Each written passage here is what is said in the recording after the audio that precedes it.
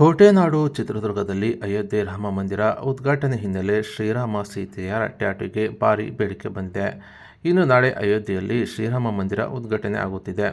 ಈ ಹಿನ್ನೆಲೆ ಶ್ರೀರಾಮ ಸೀತೆಯರ ಟ್ಯಾಟೂಗೆ ಕೋಟೆನಾಡಿನಲ್ಲಿ ಸಖತ್ ಬೇಡಿಕೆ ಬಂದಿದೆ.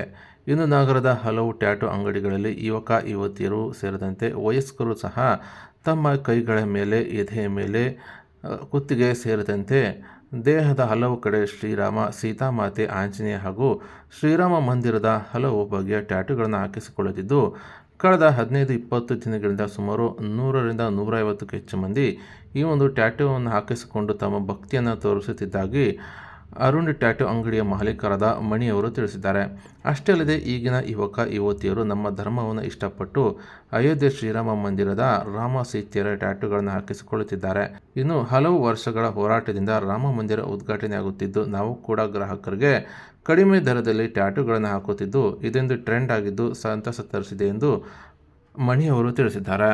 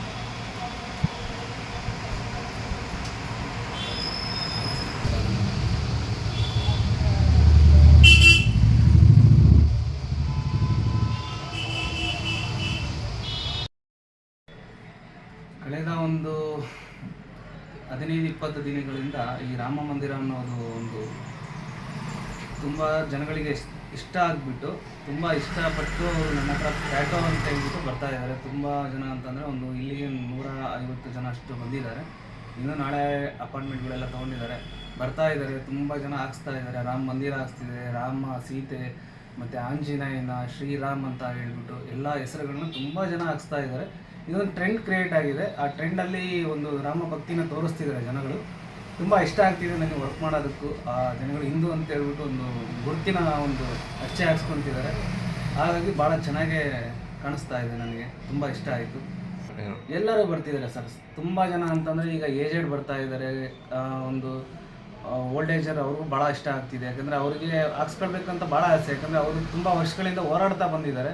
ಆ ಹೋರಾಟಕ್ಕೋಸ್ಕರ ಅವ್ರಿಗೊಂದು ಗುರುತಿನ ಇರಬೇಕು ಅಂತ ಹೇಳ್ಬಿಟ್ಟು ಹಾಕ್ಸ್ತಾ ಇದ್ದಾರೆ.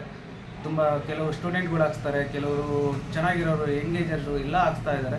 ಪ್ರತಿಯೊಬ್ಬರು ಕನ್ನಡಿಗರು ಏನಿದ್ದಾರೆ ನಮ್ಮ ಹಿಂದುತ್ವನ ಒಂದು ಮಿಡಿತಾ ಇದ್ದಾರೆ. ತುಂಬ ಚೆನ್ನಾಗಿ ಅನಿಸ್ತಾ ಇದೆ ನನಗೆ. ಅವರೆಲ್ಲ ಹಾಕ್ಸ್ಕೊತಾರೆ. ಡೈಲಿ ಕೂಡ ಬರ್ತಿರ್ತಾರೆ. ಡೈಲಿ ಬರ್ತಾ ಇದ್ದಾರೆ ಸರ್. ತುಂಬ ಒಂದು 20 ದಿನಗಳಿಂದ ಬರ್ತಾನೆ ಇದ್ದಾರೆ ಜನ, ಹಾಕ್ಸ್ಕೊತಾನೆ ಇದ್ದಾರೆ. ನನಗೆ ಖುಷಿ ಆಗ್ತಿದೆ. ಅವರೆಲ್ಲ ಹಾಕ್ಸ್ಕೊತಾರೆ. ಇದು ನಮ್ಮ ಒಂದು ಭಾರತದಲ್ಲಿ ಒಂದು ರಾಮ ಮಂದಿರವನ್ನು ನಿರ್ಮಿಸ್ತಿದಾರಲ್ಲ, ಆ ರೀತಿಯಾಗಿ ಇವರು ನಮ್ಮ ಕೈಯಲ್ಲಿ ಇರಬೇಕು. ನಮ್ಮ ಒಂದು ರಾಮ ಮಂದಿರ, ನಾವು ಹಿಂದೂಗಳು ಅಂತ ಹೇಳ್ಬಿಟ್ಟು ತುಂಬ ಜನ ಹಾಕ್ಸ್ತಾ ಇದ್ದಾರೆ. ತುಂಬ ಖುಷಿ ಆಗ್ತಿದೆ, ತುಂಬ ಇಷ್ಟ ಆಗ್ತಿದೆ ಅವರೆಲ್ಲ ಹಾಕ್ಸ್ತಾ ಇರೋದು. ನನಗೂ ಹಾಕ್ಸ್ತಾ ಇರೋದಕ್ಕೆ ಅವ್ರಿಗೆ ಸ್ವಲ್ಪ ಡಿಸ್ಕೌಂಟು ಕೂಡ ಕೊಡ್ತಾ ಇದ್ದೀನಿ ನಾನು. ಚೆನ್ನಾಗಿ ಬರ್ತಾ ಇದ್ದಾರೆ.